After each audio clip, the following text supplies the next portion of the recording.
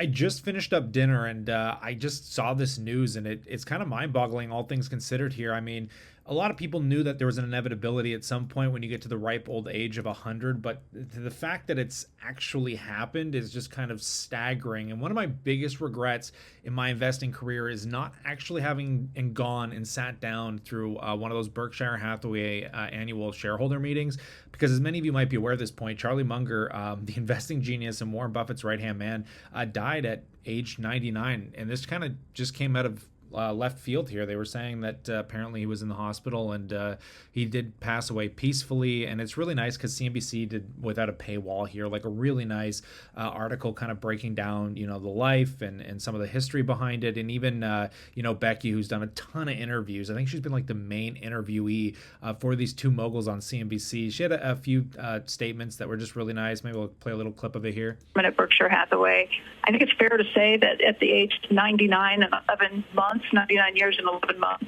He is somebody who is probably the oldest director at an S&P 500 company, and clearly somebody who, as Mike said, is so vivacious, so full of life. We saw that 6 months ago at the annual meeting in Berkshire Hathaway, and then I was out in L.A. 2 weeks ago, Los Angeles, to sit down with Charlie Munger at his home.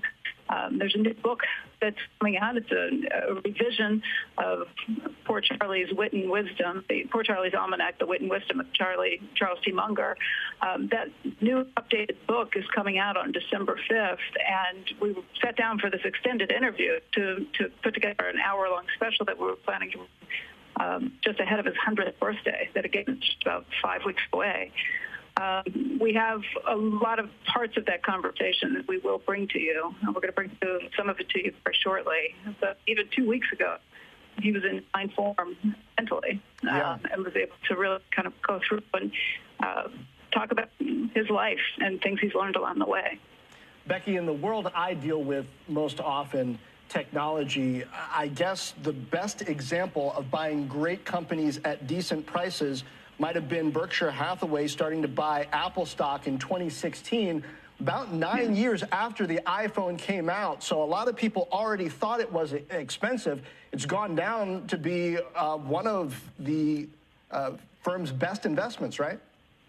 It has. It's now by far Berkshire Hathaway's largest investment in its entire portfolio. And yeah, they've made quite a bit of money on that investment alone. And you're right, it happened after a big part of the crowds were already there.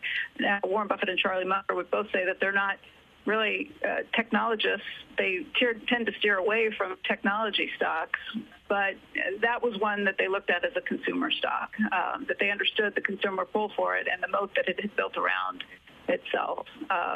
Yeah, so, and I mean, even Charlie was able to pick up like BYD and the EV rush and capture like wicked awesome gains, saying it was like the best thing he ever did for Berkshire Hathaway. But man, the nostalgia, and I think coming into the end of this year, this is going to be a big conversation in the investing world with the book coming out and the fact there was all this big documentary lineup, or at least some really cool recaps of the guy's life on his 100th birthday, which I believe is at the end of December or like right at the beginning of January on like New Year's or something.